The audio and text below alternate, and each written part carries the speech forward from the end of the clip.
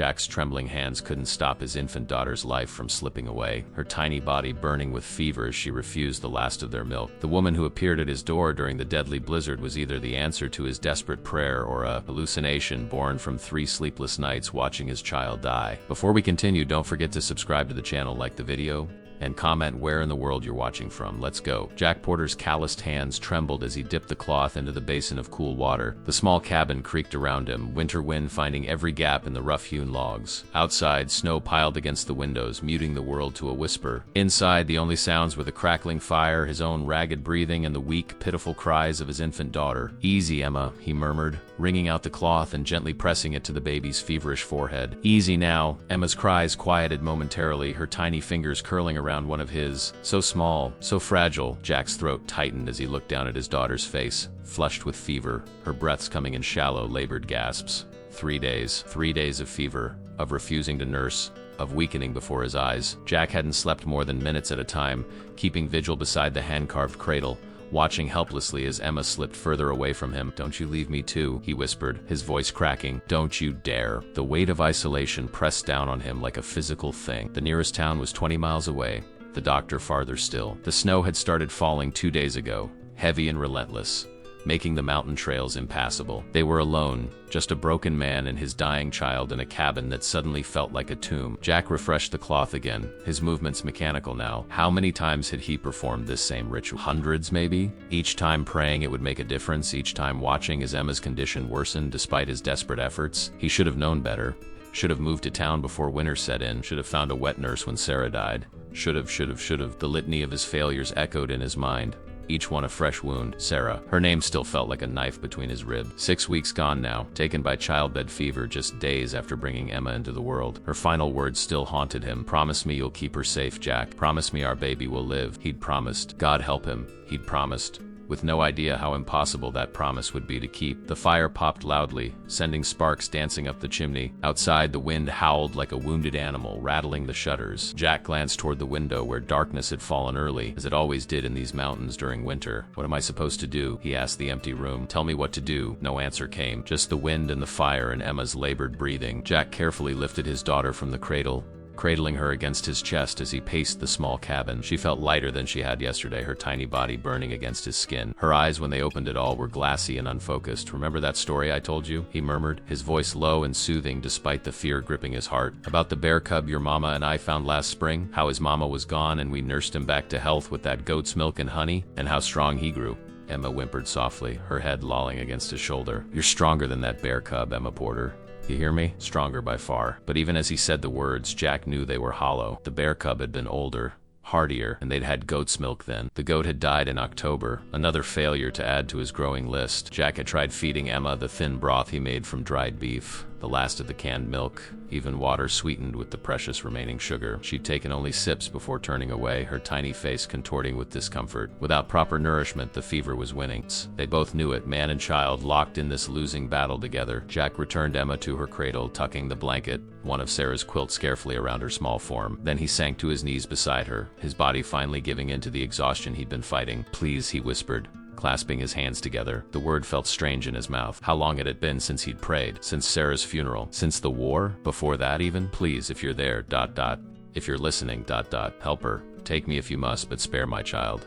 The prayer felt inadequate, clumsy. Jack had never been a religious man. Sarah had been the believer, attending the little church in town whenever weather permitted. Jack had gone along sometimes, more to please her than out of any conviction of his own. But now, with Emma slipping away and no earthly help possible, he found himself turning to someone beyond himself. "I don't know if I deserve to be heard," he continued, his voice barely audible over the wind. "I've done things that during the war, after, things I can't undo. But Emma's innocent. She deserves a chance. Please, send help, somehow." Outside, the storm intensified, snow swirling in great gusting clouds that obliterated the world beyond the cabin's walls. Inside, Jack Porter kept his vigil, watching as his daughter's chest rose and fell in the flickering firelight.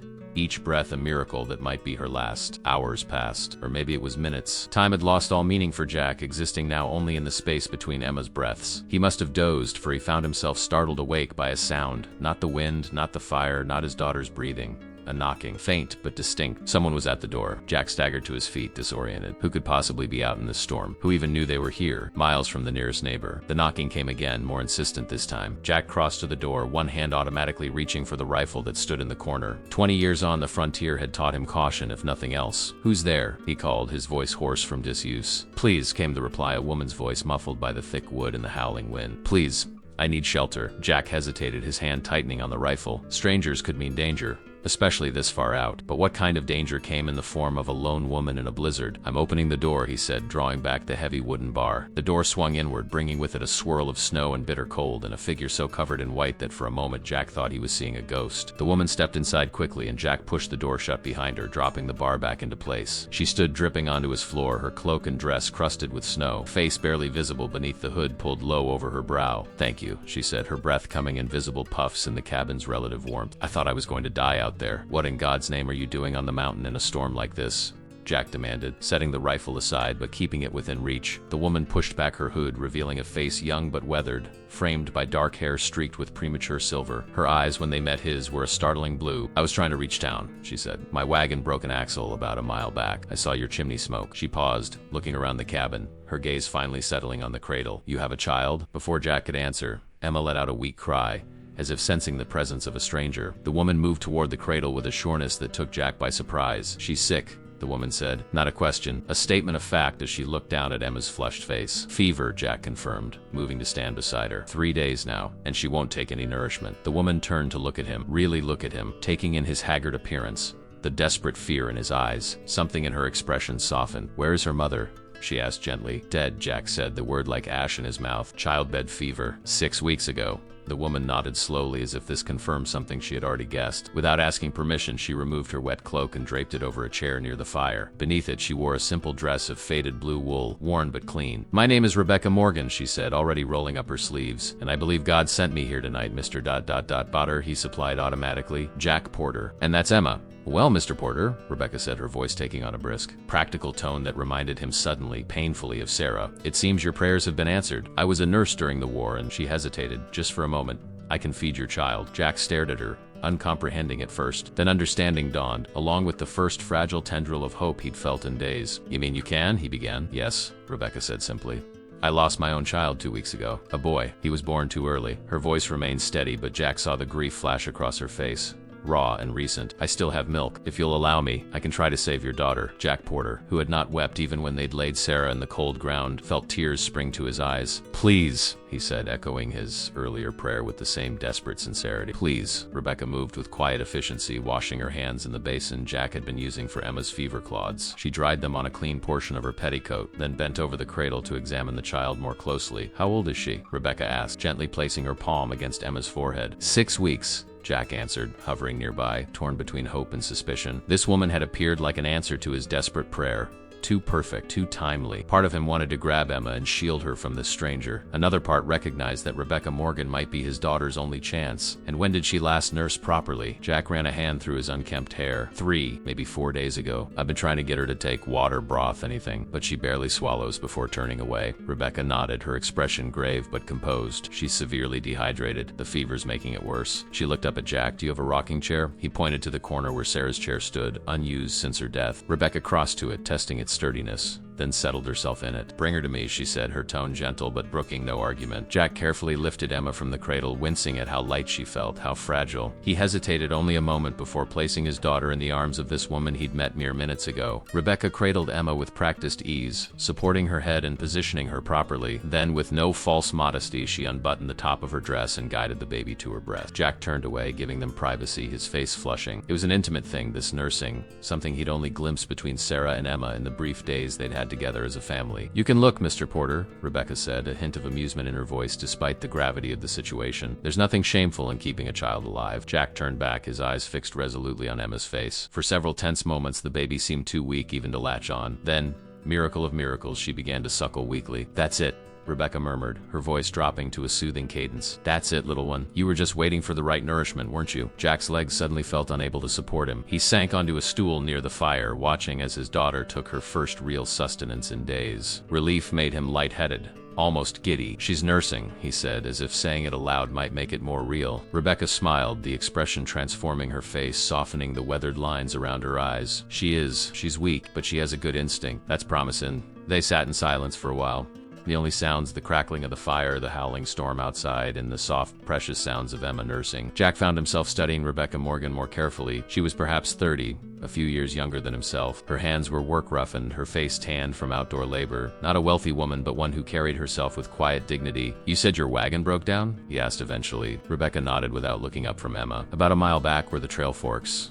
One of the axles snapped clean through. I was trying to lead the horse to town, but the storm got worse. I thought we were both going to freeze until I saw your chimney smoke. Your horse is sheltered under the wagon with a blanket. He'll be all right until morning, God willing. Jack nodded. One less thing to worry about. And you were heading to town? Do you have family there? A shadow passed over Rebecca's face.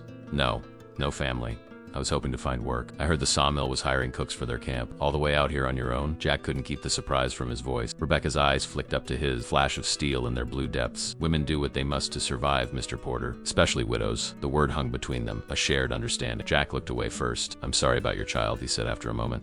Rebecca's hands tightened almost imperceptibly around Emma. Thank you, she said simply. Emma had fallen asleep at Rebecca's breast. Her tiny face relaxed for the first time in days. Rebecca gently disengaged her and buttoned her dress, then stood and carried the baby back to the cradle. She needed to nurse again in a couple of hours, she said. The feedings should be frequent but short at first until her strength returned. Jack nodded, accepting this instruction as he would from any doctor. He watched as Rebecca tucked Emma in with a tenderness that spoke of recent experience. Are you hungry? He asked, suddenly realizing he'd offered her no hospitality beyond shelter from the storm. Rebecca straightened, one hand going to the small of her back. I wouldn't turn down some food if you have any to spare. Jack moved to the hearth, where a pot of stew had been simmering all day, more out of habit than appetite on his part. He ladled a generous portion into a bowl and handed it to her with a spoon and a chunk of cornbread, the last from his meager stores. It's not much, he apologized. It's a feast after the day I've had, Rebecca countered, settling back into the rocking chair with the bowl. She ate with the deliberate slowness of someone who had known hunger, savoring each bite. Jack busied himself adding wood to the fire, checking that Emma was comfortable, avoiding the questions that pressed at the edges of his mind. Where had this woman come from? What circumstances had left her widowed and childless, traveling alone in winter? What twist of fate or providence had brought her to his door on this of all nights? You're wondering if you can trust me, Rebecca said suddenly, setting her empty bowl aside. Jack turned to look at her, surprised by her directness. It's a reasonable concern, she continued. A stranger appears at your door in the middle of a blizzard, claiming she can save your child. In your place, I'd be suspicious too. I didn't say you didn't have to. Rebecca's mouth quirked in a small smile. Your face speaks clearly enough, Mr. Porter. Jack sighed, running a hand over his beard. My wife used to say the same thing, that I was easy to read. She was right. Rebecca folded her hands in her lap. I have no way to prove my intentions to you except through my actions, but I give you my word that I mean no harm to you or your daughter. I'm simply a woman who has lost much and found herself in a position to prevent another parent from experiencing the same grief. There was something in her steady gaze and the calm certainty of her voice that Jack found himself believing despite his natural caution. Where did you lose your boy? He asked. Pain flickered across her face. On the road from Missouri. We were heading west. My husband Thomas, our son, and me. Thomas died of fever 3 months ago in Kansas. I kept going, thinking to reach my cousin in California. She paused. My son came early during a thunderstorm much like this blizzard. There was no one to help. He was too small, too fragile. She said the words plainly, without self-pity, but Jack could see the cost of each syllable in the tightness around her mouth, the way her hands gripped each other. I'm sorry, he said again, inadequately. As am I. Rebecca looked toward the cradle. But perhaps there was purpose in it, though I cannot see it. Perhaps I was meant to be here tonight for Emma's sake. The idea of divine intervention made Jack uncomfortable. He had prayed, yes, but out of desperation rather than faith. The thought that someone might have been listening, might have actually sent help in response, was both comforting and unsettling. Well, whatever brought you here, he said gruffly. I'm grateful. X single quotes. Rebecca nodded, accepting his gratitude without pressing the point. You should rest, Mr. Porter. You look as though you haven't slept in days, Jack, he corrected her. If you're saving my daughter's life, you might as well use my given name. A small smile. Jack then. And I'm Rebecca. I can't sleep yet, he said, though exhaustion pulled at every fiber of his being. I need to be sure she'd be all right. She's taken nourishment, Rebecca said. Her fever hasn't broken, but that first feeding, I'll watch over her while you sleep. Jack shook his head stubbornly. I promised her mother I'd keep her safe. Something softened in Rebecca's expression. Then we'll watch together, she said. But sit, at least, before you fall where you stand. Jack settled onto his stool again, and they lapsed into silence, two strangers united by their concern for one tiny life. Outside, the storm continued to rage, but within the cabin something had changed. The heavy pall of despair had lifted, replaced by a fragile, cautious hope. As if sensing this shift, Emma stirred in her cradle, making the small mewling sounds that Jack had come to recognize as the precursors to full-throated cries. Rebecca rose immediately. "She's ready to try again," she said, already moving toward the cradle. "That's a good sign." And as Jack watched this woman tend to his child with gentle competence, he found himself offering up another prayer, this one of gratitude, stumbling and sincere. Dawn broke pale and hesitant over the snow-covered mountains, the storm having finally exhausted itself sometime in the early hours. Sunlight filtered through the frost-rimmed windows, casting weak golden squares across the cabin floor. Jack stirred from where he'd finally succumbed to sleep in his chair, his neck stiff, his mouth dry. For a moment, disorientation gripped him, then memory rushed back. Emma, the fever, desperate prayer, the stranger at the door. He bolted upright, eyes immediately seeking the cradle. Rebecca sat beside it, her back straight despite the hours she'd spent keeping watch. She turned at his movement, a finger to her lips. "She's sleeping," she whispered, naturally this time, not from weakness. Jack crossed to the cradle in 2 long strides. Emma lay bundled in her blanket, her face no longer flushed with fever but bearing the healthy pink glow he remembered from before she'd fallen ill. Her breathing was deep and regular, her tiny fists curled against her cheeks. The sight nearly drove him to his knees. "The fever broke about 2 hours ago," Rebecca said softly. "She's nursed 4 times through the night. Small amounts each time, but she's keeping it down. She looks ... single quotes Jack's voice caught. "She looks like herself again." Rebecca smiled, the exhaustion evident in the shadows beneath her eyes, but satisfaction warming her expressions. "She's not out of danger yet. She'll need careful attention for several days, proper nourishment, warmth, but yes, I believe she's turned the corner." Jack looked from his daughter to the woman who had saved her, words failing him entirely. How did one thank another for such a gift? What could he possibly say or do that would express the depth of his gratitude? "Thank you," he managed finally, the words woefully inadequate. Rebecca acknowledged them with a small nod. "You're welcome, Jack." She rose then, stretching subtly, and Jack noticed for the first time the dark stains on her dress travel dirt, perhaps, or something else. She saw his glance and touched the fabric self-consciously. "I haven't had an opportunity to change since ... single quotes." She hesitated. "It's take burying my son." The words hung in the air between them, stark and painful. Jack cleared his throat. "I can heat water for washing if you'd like." "And Sarah's clothes," he stopped, surprised by how naturally his wife's name had come to his lips without the usual accompanying stab of grief. "My wife's clothes are still in the trunk. You're of a similar size. They'd be more comfortable than what you're wearing now." A flicker of emotion crossed Rebecca's face, longing, perhaps for simple cleanliness, for the feminine comfort of fresh clothing, but pride stiffened her shoulders. "I wouldn't want to impose further. It's not an imposition," Jack cut her off. "It's the least I can offer after what you've done for Emma." After a moment's hesitation, Rebecca nodded. "Thank you. That would be most welcome." Jack busied himself with practical matters then, stoking the fire, melting snow for washing water, preparing a simple breakfast of cornmeal mush sweetened with the last of his molasses. All the while his mind worked over the new reality that had descended on his cabin in the night. This woman, this stranger, had saved his daughter's life. By all rights, that created an obligation, a debt that could never truly be repaid. Yet her presence also complicated things. They were 2 adults, unmarried, sharing close quarters. Even in these remote mountains, there were standards, expectation, and there was the matter of her interrupted journey. Once the trails cleared, would she continue on to town, to California? What would happen to Emma then? "You're thinking very loudly again, Jack," Rebecca observed, accepting the bowl of mush he handed her. He glanced up, caught off guard by her perceptiveness. "Just ... considering practicality, such as what happens next." He spooned his own breakfast without really tasting it. "The storm's passed, but the trails will be blocked for at least a week, maybe more. And your wagon needs repairs." Rebecca's gaze was steady. "Are you concerned about my staying here? About how it might appear?" Jack set his bowl down. "We're 20 miles from the nearest neighbor, so appearances hardly matter. But yes, I'm wondering what your intentions are. Emma needs you, that much is clear. But you were headed somewhere." "Had plans. Plans changed," Rebecca said simply. "Life changes them for us, whether we will it or not." She paused, looking toward the cradle. "I've lost my husband, my son, and any chance of the life I thought I would have. All that remains is to find a new path forward." "And that path led you here," Jack said, half statement, half question. "So it seems." She met his eyes directly. "I can't explain why my wagon broke where it did, or why I saw your chimney smoke through a blizzard that should have blinded me completely. I can only accept that I was meant to find you and Emma last night." Jack shifted uncomfortably. "You speak as if some higher power arranged it all.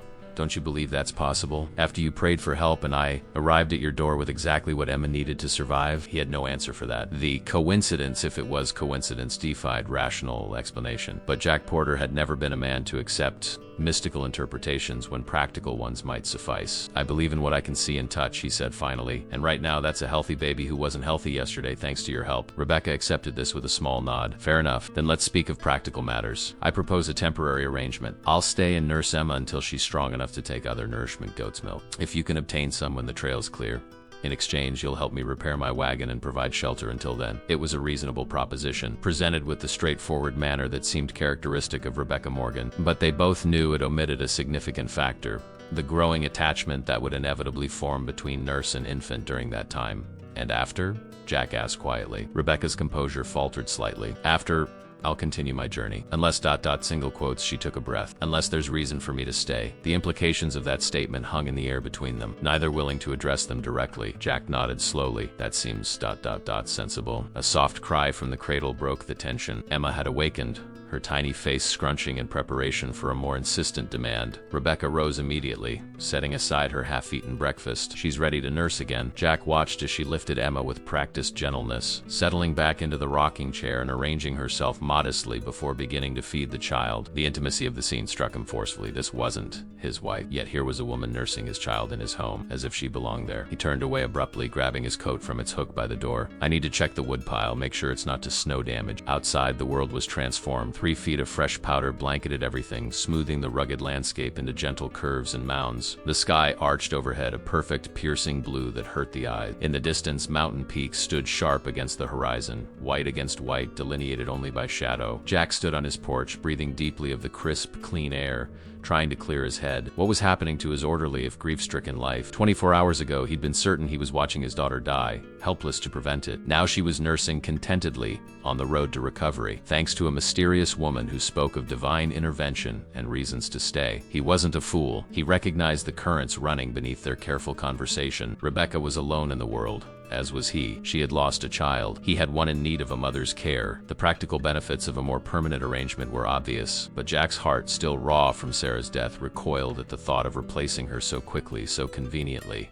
It felt like betrayal, like erasing her too easily. And yet as he stared out at the pristine snowscape, he couldn't deny the sense of rightness he'd felt watching Rebecca with Emma. Not the same as it had been with Sarah. Nothing ever could be, but right in its own way. One step at a time, he muttered to himself, turning back toward the cabin. First, get through the winter. Keep Emma healthy, then decide the rest. When he re-entered the cabin, Rebecca was humming softly to Emma, a lullaby he didn't recognize. She looked up as the door closed behind him, a question in her eyes. The woodpile's fine, he said unnecessarily, and it looks like we're snowed in for a while. Rebecca nodded, her expression unreadable. Then we have time to figure things out. Yes, Jack agreed, something easing in his chest as he looked at his daughter's peaceful face. Time is what we needed most. Days passed, settling into a rhythm that felt surprisingly natural. Rebecca nursed Emma every few hours, her strength returning with each feeding. The baby's cheeks filled out, her cries growing stronger, more insistent. Life, in its most basic form, reasserting itself. Jack split his time between caring for the livestock in the small barn, a milk cow, 2 goats, and a few chickens that had survived the harsh beginning of winter, and working to clear a path to Rebecca's wagon. The snow was deep, the drifts reaching his thighs in places, but he worked methodically, shoveling a narrow trail along the mountain path. On the 3rd day after the storm, he finally reached the place where the wagon stood, half buried in snow, the horse stomping restlessly in the makeshift shelter Rebecca had created. The animal nickered at Jack's approach, clearly eager for better accommodations. Easy there, Jack murmured, patting the horse's neck. Let's get you home, shall we? He examined the wagon briefly. The axle was indeed broken. The left rear wheel collapsed at an awkward angle. It would need a proper repair at the blacksmith's in town, but that would have to wait for better weather. For now, he unhitched the horse, gathered the most essential of Rebecca's belonging, a trunk lashed to the back, a few sacks of provisions, and loaded them onto the animal's back. The return journey was slower, the horse following behind him through the narrow path he'd cleared. By the time they reached the cabin, the short winter day was already fading toward dusk. Rebecca was at the door before he'd finished securing the horse in the barn, her face alight with relief. I was beginning to worry, she said. It's getting dark. Found your wagon, Jack replied, stamping the snow from his boots. Brought back what I could. The horse, too. Single quotes, Rebecca's eyes widened. Thunder is all right? Oh, thank goodness. She stepped outside despite the cold, moving past Jack to the barn. He's the last thing I have from Thomas. Jack followed her, watching as she greeted the horse with evident affection, running her hands along his neck and whispering into his ear. The animal nuzzled her in return, clearly recognizing his mistress. He's a fine animal, Jack observed. Strong legs, good chest. He'll be useful come planting time. Rebecca looked up, a question in her eyes. You're thinking that far ahead? About us still being here in spring? Jack hadn't realized the implication of his words until she pointed it out. He shifted uncomfortably. Just an observation. He's a workhorse, that's all. Rebecca nodded, though something in her expression suggested she wasn't entirely convinced by his backtracking. Well, I'm grateful you brought him back safely, and my things as well. Not much, Jack admitted. Trunk, some provisions. The rest will have to wait until the wagon can be moved. The trunk is what matters most, Rebecca said. It has my husband's Bible, my son's blanket, a few keepsakes. She hesitated. And clean clothes of my own, which will be welcome. Jack hoisted the trunk from where he'd temporarily stowed it in the barn. Let's get it inside then. It's too cold to linger out here. Back in the cabin, Emma was sleeping peacefully in her cradle. Rebecca checked on her briefly, then turned her attention to the trunk Jack had set near the fire. She knelt beside it, running her fingers over the simple wooden box, tracing the initials carved into its lid. T.M. Thomas Morgan, she explained, noticing Jack's glance. My husband made this trunk when we married. Said every woman needed a proper place to keep her treasures. She opened it carefully, revealing neatly folded clothing, a few books, a man's pocket watch, and a small bundle wrapped in soft blue cloth. This last item she lifted with particular gentleness, holding it against her heart for a moment before setting it aside. Your son's things? Jack asked quietly. Rebecca nodded, not looking up. His blanket, a cap I knitted while waiting for him to arrive, the booties he never had a chance to wear. Her voice remained steady, but her hands trembled slightly as she refolded the bundle. Jack turned away, giving her a moment of privacy. Busied himself adding wood to the fire, conscious of the parallels between their loss. Both widowed, both touched by the tragedy of new life cut short, though in his case Sarah had died while Emma lived. Rebecca had lost both husband and child. I didn't even have a proper name for him, Rebecca said suddenly, still looking down at the trunk. We were going to call him Samuel, after Thomas's father, but it didn't feel right to name him after he was gone. So in my heart, he's just my boy. Jack returned to her side, crouching down to meet her at eye level. I'm sorry, Rebecca. She looked up at him, her eyes dry but filled with a grief he recognized all too well. How do you bear it? The loss of your wife? Jack considered the question seriously. One day at a time. Some days are harder than others. Having Emma helps gives me purpose.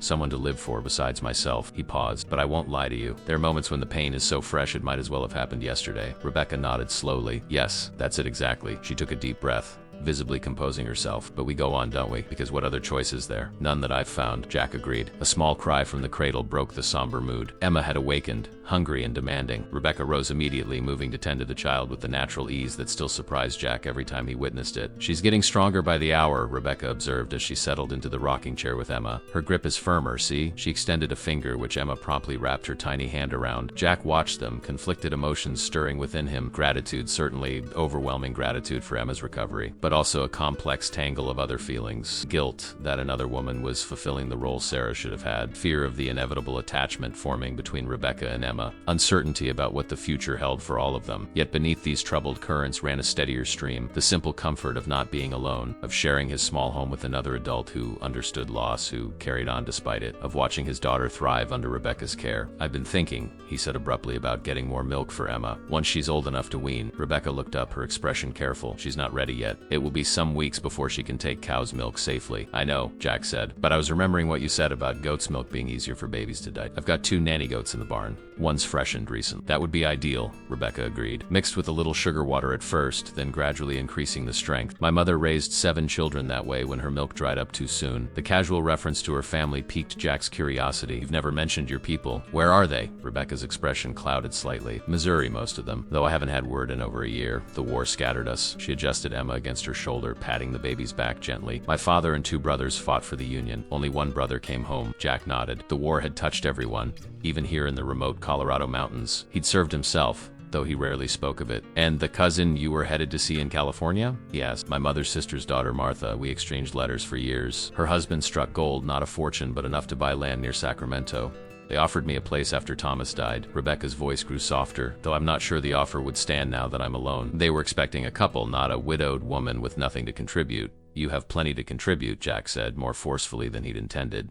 Any household would be fortunate to have you. Rebecca looked up, surprised by his vehemence. Thank you for saying so. An awkward silence fell between them, broken only by Emma's contented gurgles as she finished nursing. Rebecca adjusted her clothing and rose to place the baby back in her cradle. I should prepare supper, she said, moving toward the small kitchen area. The provisions from my wagon will help stretch your stores. I have flour, beans, some dried apples. You don't need to cook, Jack protested. You're not a servant here. Rebecca gave him a level look. I know that, but I can contribute in ways beyond nursing, Emma. I've noticed you're more comfortable comfortable with outdoor work than domestic tasks. It was a diplomatic way of acknowledging the state of his housekeeping, which had deteriorated significantly since Sarah's death. Jack had managed the essentials, keeping Emma fed and clean, maintaining the cabin's warmth, but little beyond that. Sarah was always better at those things, he admitted. I never had the knack for it. Few men do, Rebecca said, her tone practical rather than judgmental. But I'm here now. Cooking for two is no harder than cooking for one. So unless you object, ... single quotes, no objection, Jack said, raising his hands in surrender. I'd be grateful, in fact. Rebecca smiled, the expression warming her face, softening the lines of worry that had etched themselves around her eyes. Good. And then I'll make dumplings to go with that venison stew you started. As she moved around the small kitchen area with quiet efficiency, Jack found himself watching her, struck by how quickly she'd come to seem a natural part of this space. His space. Sarah's space. And therein lay the complication. 2 weeks passed. The snow gradually receding as brief periods of winter sunshine melted the top layers. Still, the trails remained impassable for anything but the most determined traveler on horseback. In town, they might be digging out, clearing the main thoroughfares. But here, on the remote mountainside, Jack and Rebecca remained effectively isolated from the rest of the world. Emma thrived under Rebecca's care. The sickly, feverish infant had transformed into a robust, alert baby who tracked movement with her eyes and had begun to make experimental sounds beyond mere crying coos and gurgles that brought smiles to both adults' faces. Jack found himself watching Rebecca with his daughter, noting the natural way she handled the infant, the soft words she murmured, the lullabies she sang. It was healing to witness, but painful too, a glimpse of what might have been had Sarah lived. One evening, as they sat before the fire after Emma had been settled for the night, Rebecca posed a question that had clearly been on her mind. Will you tell me about her? She asked quietly. About Sarah? Jack looked up from the piece of harness he was mending. What would you like to know?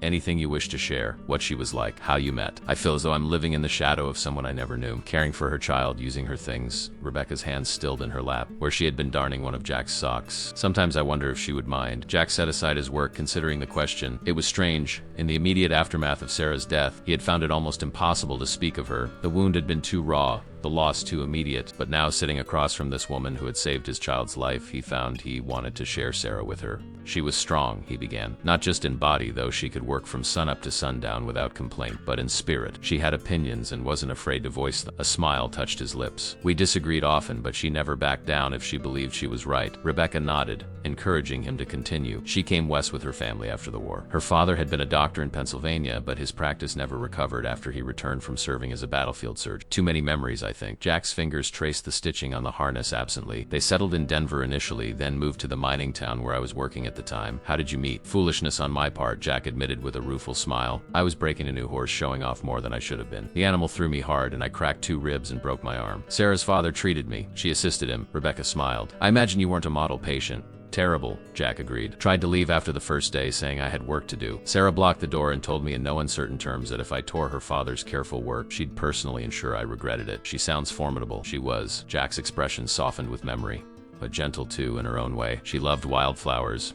Would stop our wagon on journeys to gather them if she spotted a patch by the roadside. She sang while she worked, not always well, but with joy, and she believed fiercely in the goodness of people, even when evidence suggested otherwise. Rebecca listened attentively, her hands resuming their darning. How long were you married? 4 years. Jack looked toward the cradle where Emma slept. We wanted children from the beginning, but they didn't come. Sarah worried something was wrong. Then last spring she told me we were finally going to have a family. She was so happy, so certain everything would be perfect. His voice caught slightly, and Rebecca waited, giving him space to continue or stop as he needed. The pregnancy was difficult from the start, Jack said after a moment. She was sick constantly, weaker than she should have been. The doctor in town was concerned, suggested we might lose the baby, but Sarah wouldn't hear of it, said God had finally answered our prayers and wouldn't be so cruel as to take the child away. Rebecca's expression was compassionate, her eyes never leaving his face. When her time came, it was too soon. The baby wasn't due for another month. The doctor couldn't get here in time. I did what I could, but ... single quotes. Jack shook his head, the memories still raw. She held on long enough to see Emma, to name her. Then she was gone.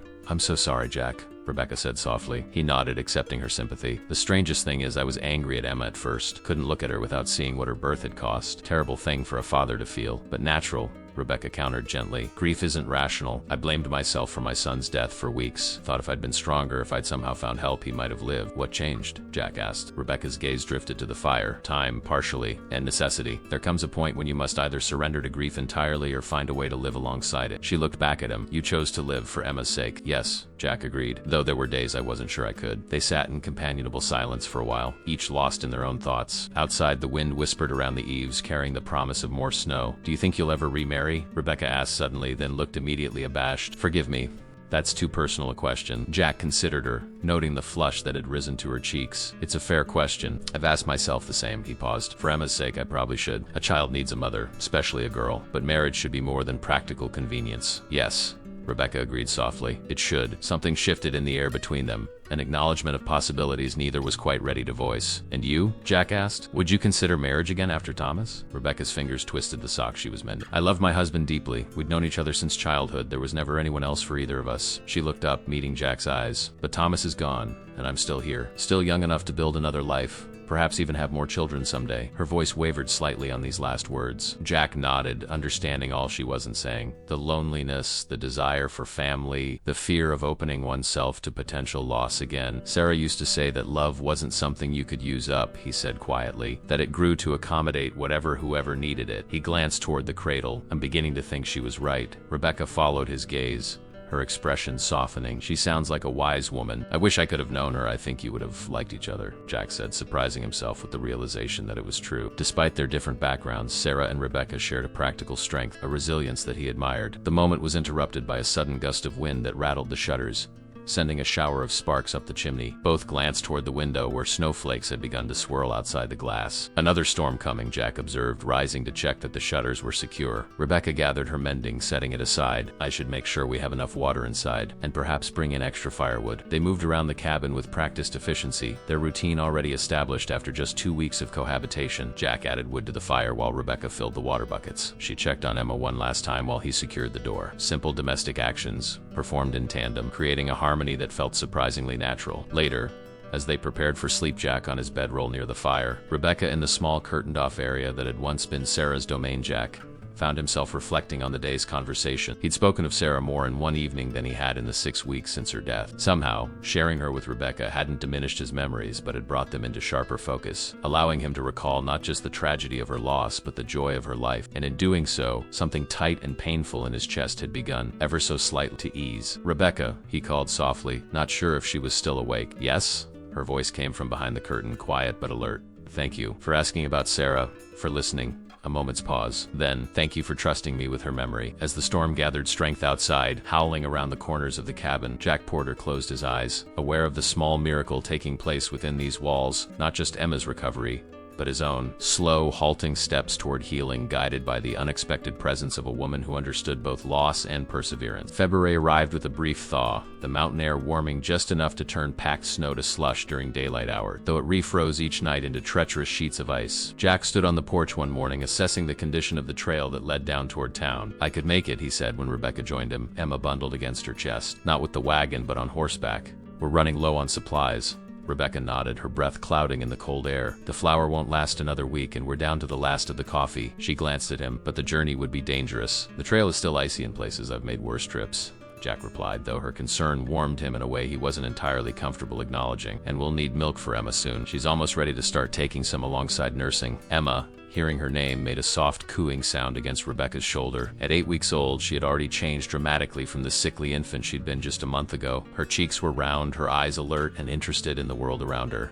She'd begun to smile, real smiles, not just the reflexive ones of newborns, particularly when Rebecca sang to her. She'd be sorry to see you go, even for a day, Rebecca said, bouncing the baby gently. Will you? The question slipped out before Jack could consider its implications. Rebecca's eyes met his, something unspoken passing between them. Yes, she answered simply. I've grown accustomed to your company. Jack nodded, accepting her honesty with his own, as I have yours. They stood for a moment longer, the three of them framed in the doorway of the cabin like a tableau of domestic tranquility. To any passing stranger, had there been any to pass by this remote homestead, they would have appeared a typical family: father, mother, infant daughter. The thought unsettled Jack, not because it was unwelcome, but because of how natural it felt. How right, despite the circumstances that had brought them together. I'll leave tomorrow at first light, he said, breaking the moment. Should be able to make it to town and back by nightfall if the weather holds. Rebecca nodded, shifting Emma in her arms. I'll prepare a list of what we need most, and perhaps I could write a letter to my cousin in California if you'd be willing to post it for me, of course. Jack agreed readily, though the mention of her cousin and by extension her eventual departure sent an unexpected pang through him. You should let them know you're safe. Yes, Rebecca said, her expression thoughtful, though I'm not certain what else to tell them. My circumstances have changed so significantly from what I last wrote. Tell them the truth, Jack suggested. That your wagon broke down during the storm, and you found shelter with a widower and his child, and that I've remained for a month? Rebecca's eyebrows lifted slightly. That might raise questions. Jack hadn't considered how their arrangement might appear to outsiders. In the isolation of the mountainside, with only survival and Emma's welfare to concern them, the impropriety of their living situation had seemed a minor consideration. But of course, Rebecca was right to be concerned about her reputation. "Would you rather I didn't post a letter?" he asked. "At least until ... single quotes until what? Until she decided to leave? Until they determined what their relationship was to be?" The unfinished sentence hung awkwardly between them. "No," Rebecca said after a moment. "My family should know I'm alive. I'll simply be ... circumspect in my explanation." She offered a small smile. "After all, the full story would require more paper than we have to spare." Jack chuckled at that, the tension easing. True enough. The next morning dawned clear and cold. Jack prepared for the journey to town with efficiency born of long practice, checking Thunder's shoes, securing empty saddlebags for the supplies he would bring back. Rebecca had risen early to prepare a hot breakfast for him, cornmeal porridge sweetened with the last spoonful of molasses, and now stood watching his preparation, Emma asleep in her arms. "The list," she said, holding out a carefully folded paper, "and my letter, if you're still willing." Jack took both, tucking them securely inside his coat. "Anything else?" Rebecca hesitated, then said, "Be careful, Jack. Emma and I will be waiting for your safe return." He nodded, oddly moved by the simple statement. "I'll be back before dark." The journey to town was slow but uneventful. The trail, while icy in patches, was navigable, and Thunder was a sure-footed mount. By midday, Jack had reached the small mining settlement that served as the nearest town, little more than a general store. A saloon, a blacksmith, and a handful of rough cabins clustered around a muddy main street. His appearance caused something of a stir. In a community this small, everyone knew everyone else's business, and Jack's status as a recent widower with a newborn had been the subject of much concerned discussion. That he had been absent for over a month through the worst of the winter storms had led to speculation about his and Emma's welfare. Porter called Sam Wilson, the general store owner, as Jack dismounted outside his establishment. "Beginning to think you'd frozen solid up there on that mountain of yours." "Nearly did," Jack replied, tying Thunder to the hitching post. "Had some rough times." "The baby?" Sam asked, concern evident in his weathered face. "She'd make it through all right?" "She did," Jack confirmed, "though it was a close thing for a while." Sam nodded sympathetically. "Raising an infant alone can't be easy, especially in that isolation you've chosen." Jack hesitated, unsure how much to reveal about Rebecca's presence. In the end, pragmatism won out over privacy. The town would learn of her eventually. Better to control the narrative than allow gossip to flourish. "I've had help," he said carefully. "A woman was caught in the storm seeking shelter. She's been staying at my place while the trails were impassable." Sam's bushy eyebrows shot up. "A woman? Anyone from around these parts?" "No," Jack said. "She was passing through, headed to California. Her wagon broke down near my property." "Convenient timing," Sam observed, though without obvious judgment. "And she's been helping with the baby?" Jack met the older man's gaze directly. "She saved Emma's life. The baby was sick, refusing to eat." Rebecca Emmars. "Morgan has recently widowed herself and lost an infant son. She's been able to nurse Emma." Understanding dawned in Sam's eyes. "Ah, a wet nurse. That is fortunate indeed." He clapped Jack on the shoulder. "The Lord works in mysterious ways, they say." "So they say," Jack agreed, though he remained uncertain about attributing Rebecca's timely arrival to divine intervention. Coincidence or providence? The result was the same. Emma had survived. "Well, come in," Sam urged, gesturing toward the store. "I imagine you've got quite a list after being snowbound for so long." Jack spent the next hour purchasing supplies: flour, coffee, sugar, salt, ammunition, lamp oil, and various other necessities. He also bought items not on Rebecca's list: a bolt of soft blue calico fabric, a paper of pins, a small jar of honey, and a second-hand copy of Sense and Sensibility he found on Sam's neglected bookshelf. Small luxuries, but he wanted to bring her something beyond mere necessity. He posted her letter at the makeshift post office in the back of the store, paid for 3 months' worth of mail to be held for him, and stopped by the blacksmith to arrange for the man to come repair Rebecca's wagon once the trails were fully cleared. Throughout these errands, Jack found himself fielding curious inquiries about Mrs. Morgan from various townspeople. He kept his responses brief but respectful, emphasizing her role as Emma's nurse and temporary boarder. If some exchanged knowing looks behind his back, he chose to ignore them. Their opinions mattered little compared to Emma's welfare, and he admitted to himself Rebecca's comfort. As promised, he started back toward home with several hours of daylight remaining. Thunder, laden with supplies but well-rested, maintained a steady pace along the trail. Jack's thoughts ran ahead of him, anticipating Rebecca's pleasure at the small gifts he'd purchased, Emma's welcome smile, the simple comfort of returning to the warm cabin where they waited. Home. The word came unbidden to his mind, carrying new weight, new meaning. For the weeks after Sarah's death, the cabin had been merely shelter, a place of grief and obligation. Now somehow it had reclaimed its status as home because of Emma's renewed health. Yes, but also because of Rebecca's presence. He was within a mile of the cabin when Thunder suddenly shied, snorting nervously. Jack tightened the reins, scanning the surroundings for what had spooked the horse. A flash of movement caught his eyes, something large and tawny slinking through the trees to his right. Mountain lion. The big cat emerged onto the trail ahead, its tail twitching, eyes fixed on horse and rider. It was gaunt, likely hungry after the harsh winter months when game was scarce, and it had positioned itself between Jack and home. Jack reached slowly for his rifle, secured in its scabbard alongside the saddle. Thunder danced nervously beneath him, sensing the predator's intent. The mountain lion crouched lower, muscles tensing in preparation to spring. In that suspended moment, all Jack could think was that Rebecca and Emma were waiting, that he had promised to return safely,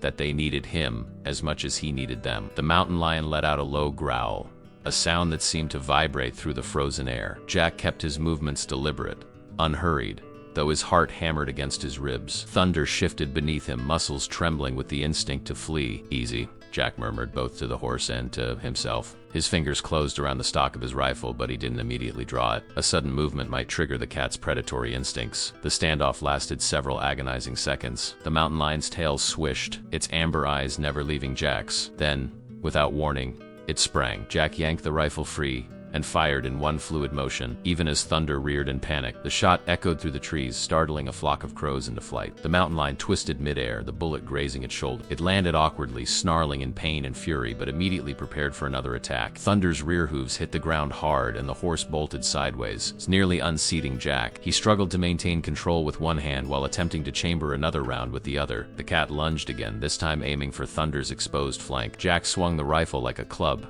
catching the mountain lion across the face with its wooden stock. The impact sent shocks up his arm and knocked the predator off course. It tumbled into the snow, then rolled to its feet, blood matting the fur around its left eye. For a moment, Jack thought it might retreat. The cat was injured, facing an opponent who had proven dangerous, but hunger drove it forward once more, desperation overriding caution. Jack managed to chamber a round and fire again as the mountain lion sprang. This time his aim was true. The bullet caught the cat in the chest and it fell heavily to the snow, thrashing once, twice, then growing still. Thunder pranced sideways, nostrils flaring, eyes rolling. Jack patted the horse's neck with a shaking hand, murmuring soothing nonsense until the animal calmed. Only then did he dismount cautiously, rifle ready, to confirm the mountain lion was dead. The magnificent creature lay sprawled in the bloodied snow, its lean body testament to the harsh winter. Jack felt the familiar mixture of regret and necessity that accompanied taking any life, even one that had threatened his own. "You were just hungry," he said quietly to the fallen predator, "same as the rest of us." With difficulty, he hoisted the mountain lion's carcass across Thunder's back, securing it behind the saddlebags. The pelt would make a warm blanket, and the meat, though strong-tasting, would supplement their dwindling supplies. In the mountains, one did not waste what Providence provided, even when it came in threatening form. The remainder of the journey passed without incident. As Jack rounded the final bend in the trail, the cabin came into view, smoke curling from the chimney, windows glowing warm and golden in the gathering dusk. The sight eased something in his chest that had been tight since the encounter with the mountain lion. Rebecca must have heard Thunder's approach, for the door opened as he reached the yard. She stood framed in the doorway, Emma bundled in her arms, her expression shifting from welcome to alarm as she took in his disheveled appearance and the carcass slung across the horse. "Jack, what happened?" She hurried toward him, concern evident in her voice. "Mountain lion," he explained, dismounting stiffly. His muscles ached from the tension of the encounter. "Decided I looked like dinner." Rebecca's eyes widened, scanning him for injuries. "Are you hurt?" "No," Jack assured her. "Just shaken." It was a close thing for a minute there. Her relief was palpable, though she tried to mask it with practicality. "Well, that explains why you're later than expected. I was beginning to worry." "I said I'd be back before dark," Jack reminded her, glancing at the twilight sky. "Made it." Just Rebecca's lips curved in a small smile. "So you did." She looked at the mountain lion. "That's a large cat." "Hungry," Jock said. "Probably haven't been much rabbits or deer moving in the deep snow." He began unloading the supplies from Thunder's back. "I'll need to dress it out before it freezes solid. Could use some help bringing in these packages first, though." Rebecca nodded, adjusting Emma against her shoulder. "I'll put her down and come right back." Working together, they quickly transferred the supplies to the cabin. Jack noticed Rebecca's surprised pleasure at the sight of the calico fabric and other small gifts, though she said nothing beyond a quiet thank you. Her restraint touched him. Many women would have gushed over such trinkets, but Rebecca accepted them with the same dignified gratitude she'd shown toward everything since arriving at his homestead. With the supplies safely stored, Jack returned outside to deal with the mountain lion's carcass. The temperature was dropping rapidly as night fell, the brief thaw already surrendering to winter's renewed grip. He worked by lantern light in the small lean-to attached to the barn, skinning and butchering the cat with efficient, practiced movements. To his surprise, Rebecca joined him after a time, having settled Emma in her cradle. "I thought you might need these," she said, holding out a pair of Sarah's old work gloves, perhaps an extra set of hands. Jack looked up, blood to his elbows, struck by her matter-of-fact offer of help. Most women of his acquaintance would have blanched at the sight of him butchering a wild animal, let alone volunteered to assist. "You don't have to," he said. "It's messy work." Rebecca's expression was impassive. "I've dressed out game before. My father taught all his children, sons and daughters alike." She pulled on the gloves. "Where do you want me to start?" They worked side by side in companionable silence, Rebecca proving as capable as she'd claimed. She didn't flinch at the blood or the unpleasant tasks of separating meat from offal, salvaging what was useful, discarding what was not. "You're good at this," Jack observed as they finished wrapping the cuts of meat to freeze in the natural cold storage of the Leon. Rebecca wiped her forehead with the back of her wrist, leaving a smudge of blood that she seemed unaware of. "Necessity teaches all manner of skills." "That it does," Jack agreed, finding himself oddly moved by the sight of this woman, gentle enough to appreciate novels and fine fabric, practical enough to help butcher a mountain lion without complaint. Still, not many women would have offered to help with this particular chore. "I'm not many women," Rebecca replied simply. "No," Jack said quietly, "you're not." Their eyes met in the lantern light, an unspoken current of understanding passing between them. In that moment, Jack realized that his admiration for Rebecca Morgan had grown into something deeper, something that both exhilarated and terrified him. Rebecca looked away first, brushing her hands against her apron. "We should check on Emma." Inside, the cabin was warm and fragrant with the stew Rebecca had left simmering. Emma was awake but content in her cradle, watching the play of firelight on the ceiling with fascination. Jack and Rebecca washed the blood from their hands and arms in silence, each absorbed in their own thoughts. Over supper, Jack recounted his visit to town, including the curiosity his mention of Rebecca had generated. "I hope I didn't overstep," he said. "People were asking about Emma, about how we'd managed through the storms. It seemed simpler to explain your presence than to evade the question." Rebecca considered this. "What exactly did you tell them?" "The truth," Jack said. "That your wagon broke down during the storm, that you lost your husband and child, that you've been nursing Emma and staying here until the trail's clear." "And how was this news received?" Jack hesitated. "With surprise, some curiosity, but mostly with understanding given Emma's circumstances and yours." Rebecca nodded slowly. "There will be talk, of course." "Does that concern you?" Jack asked, watching her carefully. She was quiet for a moment, stirring her stew absently. "It would, under normal circumstances. A woman alone must guard her reputation carefully." She looked up at him. "But these are hardly normal circumstances, are they? And the opinions of strangers matter less to me now than they once did." "Death has a way of shifting perspectives," Jack agreed. "Yes." Rebecca's gaze drifted to Emma, who had fallen asleep again in her cradle. "And so does new life." After they'd finished eating and cleaned up, Rebecca took out the blue calico Jack had brought,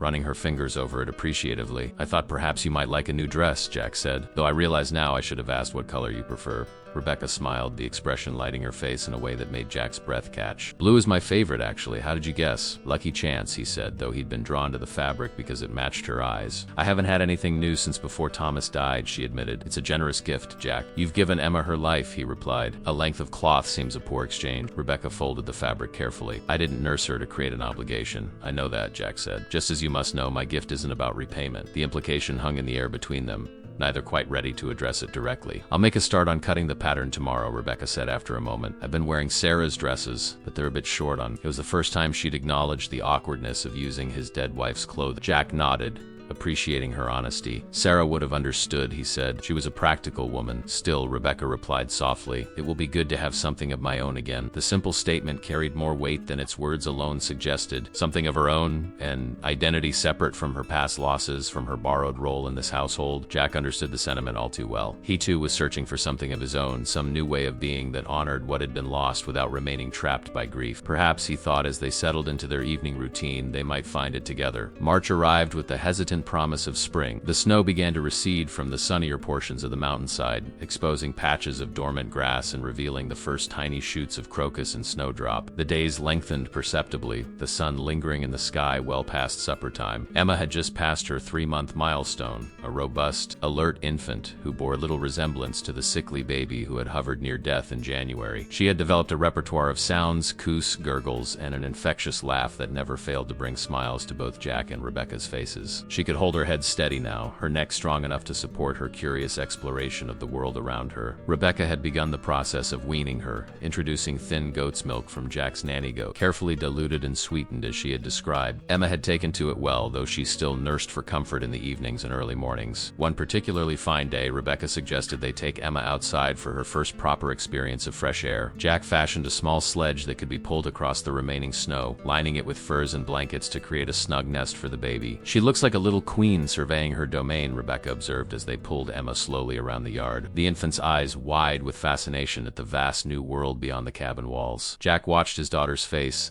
marveling at the miracle of her existence, her survival, her thriving. She does have a rather imperial expression, he agreed with a smile. Rebecca had completed her new dress, the blue calico transformed by her skilled hands into a simple but flattering garment that suited her practical nature while flattering her figure in a way Sarah's hand-me-downs had not. Jack found himself watching her more often than he should, noticing the graceful line of her neck when she bent over Emma, the way sunlight caught the silver strands in her dark hair, the quiet competence of her hands at every task. Their domestic arrangement had settled into a comfortable routine. Jack handled the outdoor work, caring for the livestock, hunting, maintaining the cabin and outbuildings, while Rebecca managed the household in Emma's care. They shared the evening meal preparation, often working side by side in the small kitchen area, moving around each other with the easy familiarity of long acquaintance rather than the mere 2 months they had known each other. In the evenings, they sat before the fire, Rebecca sewing or knitting while Jack carved small wooden toys for Emma or repaired equipment. They talked of their pasts, sometimes childhood memories, stories of their deceased spouses, dreams they had once held. Other times they sat in companionable silence,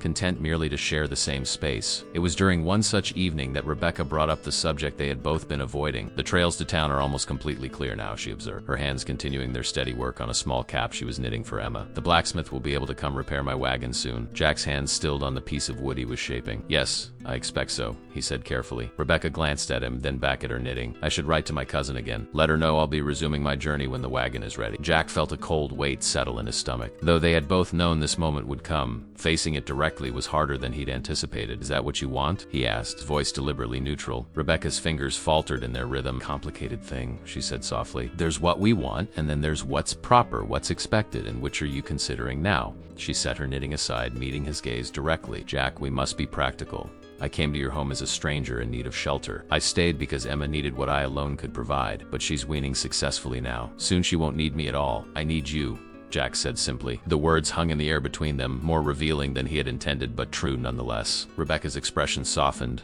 a mixture of tenderness and regret. You need someone, certainly. Emma needs a mother, but that doesn't mean I'm the right person to fill that role. Why not? Jack asked, setting aside his carving. These past months, watching you with Emma, talking with you by the fire, I've come to admire you greatly, Rebecca. More than admire.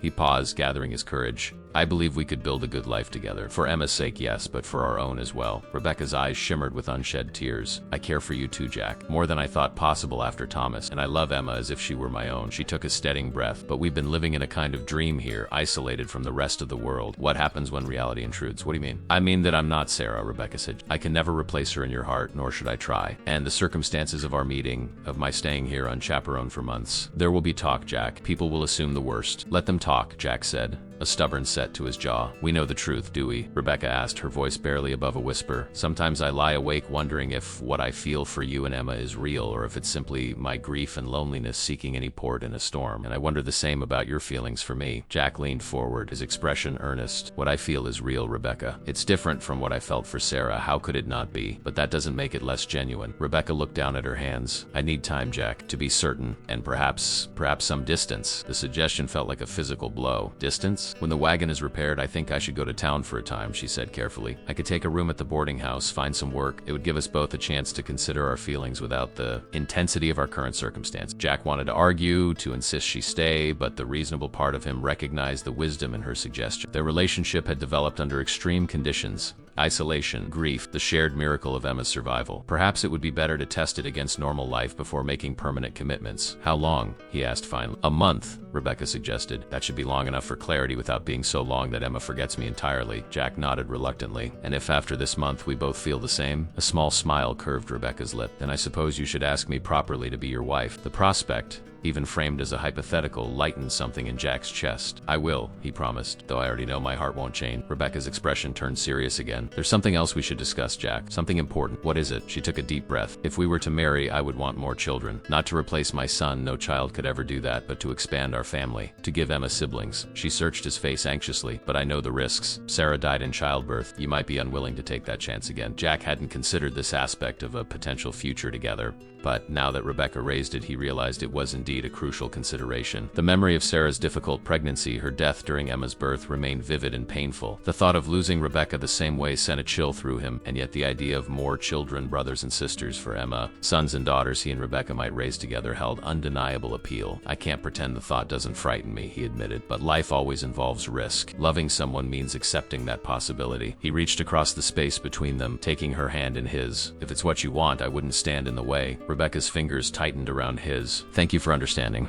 It's something I needed to know before considering a future together." They sat that way for a long moment, hands joined, the fire crackling softly in the hearth. Outside, the wind whispered through the awakening trees, carrying the scent of pine and the distant promise of wildflowers. Inside, Emma slept peacefully in her cradle, unaware of the adult complexities surrounding her small life. "1 month," Jack said finally, reluctantly releasing Rebecca's hand, "and then we'll know." Rebecca nodded, returning to her knitting with outward calm, though Jack could see the slight tremor in her fingers. He picked up his carving again, but his mind was far from the task. Already counting the days of their coming separation, already certain of what he would ask when the month was done. The blacksmith arrived 2 weeks later to repair Rebecca's wagon, a burly, taciturn man who worked efficiently and departed with minimal conversation, though his curious glances spoke volumes about the gossip already circulating in town. Jack paid him generously, partly for the quality of his work and partly in hopes that it might encourage discretion, a futile effort, he suspected, but worth attempting nonetheless. The evening before Rebecca's planned departure, Jack found himself uncharacteristically silent during supper. His thoughts tangled with all he wanted to say but couldn't find words for. Emma, sensing the unusual tension, fussed in her basket beside the table, refusing to settle until Rebecca lifted her, cradling the baby against her shoulder with practiced ease. "She knows something's changing," Rebecca observed softly, patting Emma's back. "Children are sensitive to such things." Jack watched them, the woman and child who had become the center of his world, and felt a tightness in his chest that made it difficult to breathe. "It's not too late to reconsider," he said. "You don't have to go." Rebecca's expression softened with understanding. "I do, Jack, for both our sakes." She glanced around the cabin that had been her home for nearly 3 months, packed only what I need for a month. "The rest will stay here, if that's all right." Of course, Jack agreed, taking some comfort in this tangible evidence that she intended to return one way or another. "The cabin will seem empty without you. It's only for a little while," Rebecca reminded him. "And you'll have Emma," Jack managed a wry smile, "who will undoubtedly remind me every day of my inadequacies as a substitute for you." Rebecca laughed softly, the sound brightening the somber mood. "You'll manage beautifully. She adores you." Her expression grew more serious. "And I've prepared as much as I can, bottles of goat's milk, clean cloths, that salve for the rash she sometimes gets." "I was teasing," Jack assured her. "I raised her alone before you came, remember? And nearly lost her," Rebecca pointed out, though without accusation. Jack nodded, accepting the gentle rebuke. "I did, and I won't forget that lesson, or how fortunate we were that you arrived when you did." He hesitated. "Rebecca, I want you to know, whatever you decide after this month apart, I'll respect your choice." She met his gaze steadily. "As I will yours, Jack. This time is for both of us, to be certain." They spoke little more that evening,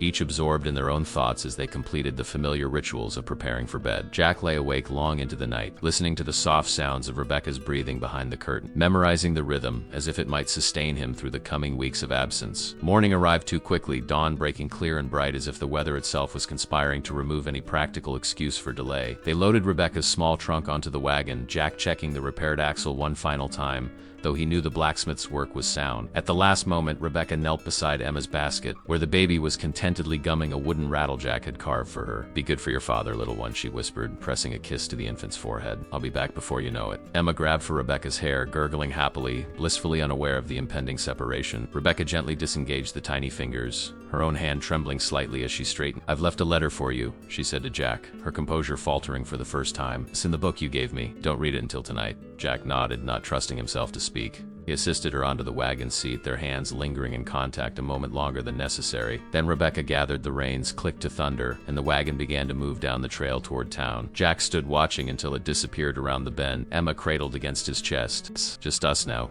little miss," he murmured into his daughter's soft hair, for a while anyway. The first few days of Rebecca's absence were the hardest. Jack found himself turning to share observations with her only to remember she wasn't there. Emma was fussier than usual, clearly missing the woman who had been her primary caretaker for most of her short life. The cabin felt larger, emptier, despite being exactly the same size it had always been. At night, after settling Emma, Jack would sit by the fire and read Rebecca's letter again, though he had already committed it to memory. It was not a love letter in the traditional sense. Rebecca was too practical for flowery declarations, but the care and consideration, evident in every line, spoke of deeper feelings than romantic platitudes could have conveyed. She wrote of her gratitude for his hospitality, her growing affection for both him and Emma, her hopes that their time apart would bring clarity rather than doubt. She acknowledged the unusual circumstances that had brought them together, but suggested that perhaps those very circumstances had stripped away pretense, allowing them to know each other more truly than might have been possible in a conventional courtship. "When we meet again," she had written, "it will be with eyes wide open to reality, not blinded by necessity or isolation. Whatever we decide then will be a choice freely made." Jack tucked the letter back between the pages of Sense and Sensibility each time, drawing comfort from its presence in the book she had read by firelight, her quiet voice occasionally sharing particularly moving passages with him. As the days passed, he and Emma established a new routine. He fashioned a carrying sling that allowed him to keep the baby close while completing necessary chores. He spoke to her constantly, narrating his activities, telling her stories about her mother, describing the mountains and forests that would be her playground as she grew. Emma thrived despite the change in caretakers, her personality emerging more clearly with each passing day, stubborn like her father. Jack ruefully acknowledged, but with flashes of Sarah's sunny disposition, she had learned to roll from her back to her stomach, a skill she demonstrated with such frequency that Jack sometimes found her halfway across a blanket from where he'd placed her. In town, Rebecca had found employment helping at the small school where her education and genteel manners were valued by the local teacher. A harried young woman overwhelmed by pupils ranging from 5 to 15 years of age. The work was engaging, but left her evenings free time she filled by writing in a journal, creating a small wardrobe of garments for Emma from fabric purchased with her modest earnings. And though she tried not to, thinking constantly of Jack, the boarding house where she had taken a room was clean and respectable, run by a widow named Mrs. Peterson who treated Rebecca with cautious courtesy. It was clear the town had discussed her situation extensively in her absence. Rebecca could feel curious eyes following her as she moved through her days, hear the whispers that fell silent as she approached. "You're the woman who's been living with Widower Porter, aren't you?" Mrs. Peterson had asked bluntly on Rebecca's first evening. "The one nursing his baby. I was caught in the blizzard and Miss Porter offered shelter," Rebecca had replied evenly. "His daughter needed a wet nurse, which I was able to provide after losing my own child. It was a mutually beneficial arrangement." Mrs. Peterson had studied her with shrewd eyes. "And now the baby is weaning, and I thought it appropriate to establish more conventional living arrangements while considering my future plans,"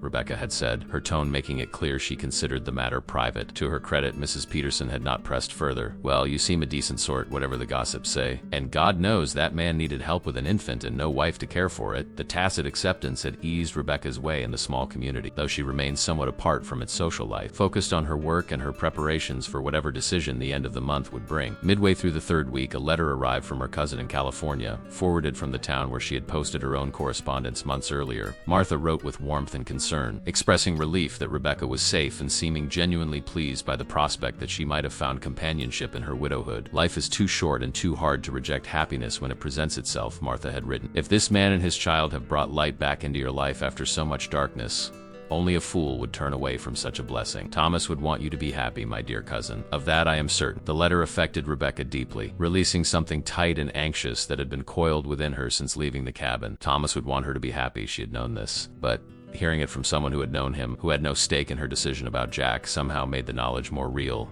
more permissible. As the appointed month drew to a close, both Jack and Rebecca found themselves counting the days with increasing awareness, their separate lives converging toward the moment of decision that lay ahead. Jack prepared the cabin meticulously, as if Rebecca were a guest arriving for the first time rather than a woman returning to a place that had been her home. Rebecca completed her final projects at the school, settled her account at the boarding house, and packed her expanded belongings into the trunk that had traveled with her from Missouri. Neither had any doubt about the choice they would make. The month apart had served its purpose, not in creating uncertainty, but in confirming what they had both sensed in those quiet evenings by the fire, that what had grown between them was real, enduring, worthy of building a life upon. On the morning Rebecca was to return, Jack rose before dawn. He moved quietly through the cabin, stoking the fire, preparing a heartier breakfast than usual, and ensuring everything was in its place. Emma watched from her cradle, unusually content, as if she too sensed the significance of the day. "Your mother would laugh at me," Jack told his daughter as he straightened the books on the small shelf for the third time. Fussing like this over a woman who's seen this cabin at its worst. Emma kicked her legs in response,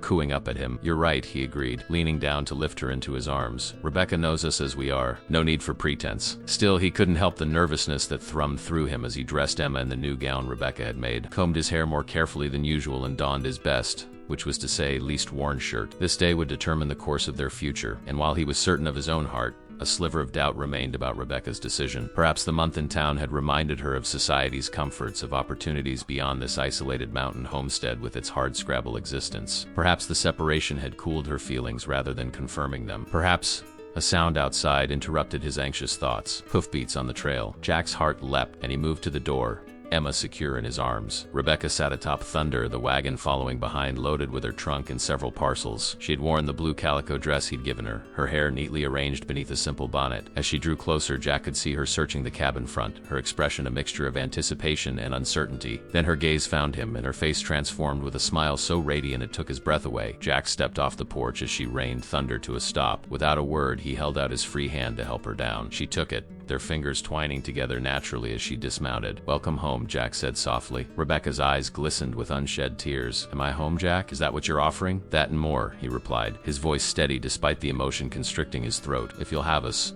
Emma chose that moment to let out a happy squeal, reaching for Rebecca with chubby, insistent hands. Rebecca laughed, taking the baby from Jack and pressing a kiss to her forehead. "Hello, sweet girl," she murmured. "Have you been good for your father?" "She missed you terribly," Jack said. "As did I." Rebecca looked up from Emma's face to his, her expression softening. "And I missed you both, more than I expected, more than I thought possible." They stood together in the yard, the small family reunited, basking in the simple joy of being together again. After a moment, Jack gestured toward the cabin. "Come inside. I've made breakfast." Rebecca nodded, shifting Emma to her hip with practiced ease. "Let me just fetch something from the wagon first." A surprise for Emma. She returned carrying a small, brightly painted wooden horse on wheels, with a string attached for pulling. "I found it at the general store. She's too young for it now, but someday ... single quotes, Jack smiled, touched by her thought, by the implicit promise of future contained in the gift. "She'll love it when she's old enough to toddle around." Inside, over breakfast, they spoke of practical matters. At first, Rebecca's work at the school, Jack's progress preparing the garden for spring planting, Emma's developmental milestones. But beneath the ordinary conversation ran a current of anticipation, both aware that larger questions remained to be addressed. Finally, as they lingered over the last of the coffee, Rebecca set down her cup and looked directly at Jack. "I've made my decision," she said quietly. Jack nodded, his mouth suddenly dry. "As have I." Rebecca's lips curved in a gentle smile. "Shall we speak at the same time then, to ensure neither is influenced by the other?" "All right," Jack agreed, finding comfort in her calm, practical approach even to this momentous discussion. They counted to 3 together, then spoke in unison. "I want to stay. I want you to stay." The words overlapped, tangled, then registered. Relief washed over Jack's face, mirrored in Rebecca's eyes. "You're certain?"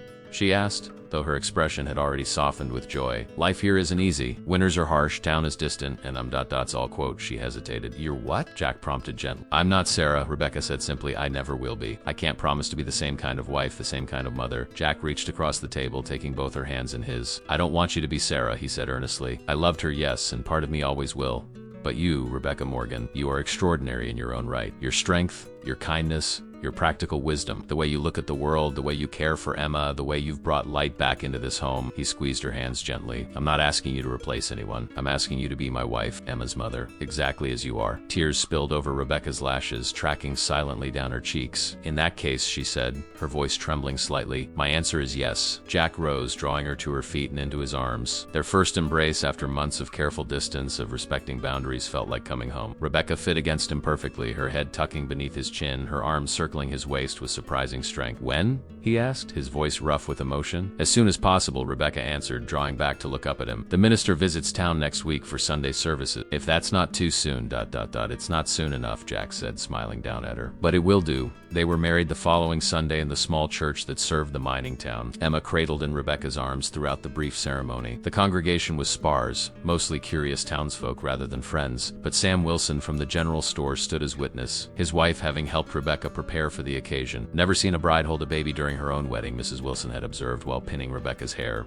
But then, not much about your situation has been conventional, has it? Rebecca had met the woman's eyes in the mirror. No, she agreed serenely, but I believe God sometimes works through unconventional means. The ceremony itself was simple, the aged minister speaking the traditional words with deliberate gravity. Jack and Rebecca exchanged plain gold bands, his newly purchased, hers a gift from Thomas that she had removed upon his death, but now placed on Jack's finger as a symbol of their new beginning. What God has joined together, let no man put asunder, the minister intoned, and Rebecca felt the words resonate through her. A solemn promise and a profound blessing. They drove home in the wagon with Emma sleeping peacefully between them, the spring afternoon warm and fragrant with new growth. As the cabin came into view, Jack reached for Rebecca's hand. I never thought I'd find happiness again after Sarah died, he said quietly. Didn't think I deserved it. Truth be told, Rebecca squeezed his fingers. Perhaps that's not for us to decide whether we deserve happiness or not. It finds us sometimes, often when we least expect it. She glanced down at Emma's sleeping face. Through the most unlikely circumstances, Jack nodded, thinking back to that desperate night in January, kneeling beside Emma's cradle, certain he was watching his daughter slip away, praying with more sincerity than he had ever mustered before or since. I prayed for a miracle, he said softly, for someone to help Emma. I never specified who or how. Rebecca's eyes met his, and I prayed for purpose after losing my son. For some reason to keep going when it seemed my life was over. They sat in silence for a moment, contemplating the strange, winding paths that had led them to each other. Grief and loss, a broken wagon, a blizzard, a dying child. Do you believe it was divine intervention? Rebecca asked. That God sent me to your door that night? Jack considered the question seriously. I don't know, he admitted finally, but I do know that against all odds, you appeared exactly when Emma needed you most. You saved her life, and in doing so, ... single quotes, he lifted Rebecca's hand to his lips, pressing a kiss to her knuckles. You saved mine as well. As they approached the cabin, their home now truly shared, opening her eyes and blinking up at them, Rebecca gathered the baby into her arms. This child who had become her own through love rather than blood. Welcome home, Emma, she whispered. We're home now. All of us. Jack helped his wife and daughter down from the wagon, then lifted Rebecca into his arms to carry her across the threshold. Emma nestled between. The cabin waited, warm and welcoming. No longer a place of grief, but a sanctuary for this new family forged through hardship and hope. That evening, as twilight deepened into night, they sat together on the porch, watching the stars appear one by one in the vast mountain sky. Emma slept contentedly in her cradle just inside the open door, secure in the knowledge, as only babies can be, that she was deeply, completely loved. Jack's arm rested comfortably around Rebecca's shoulders, her head leaning against him as they basked in the simple miracle of being together, of having found each other across vast distances of geography and circumstance. What are you thinking? Rebecca asked, feeling the steady rhythm of his breathing beneath her cheek. Jack smiled into the darkness. I'm thinking that prayers are sometimes answered in ways we never could have imagined, and that miracles come in many forms. Rebecca nodded, her hand finding his and holding tight. Yes, she agreed softly. They certainly do. Above them, the stars continued their ancient dance across the heavens, bearing witness to the small miracle below, a family healed, a love born from sorrow, and the answered prayer of a desperate father who had pleaded for his daughter's life and received so much more than he had dared to ask.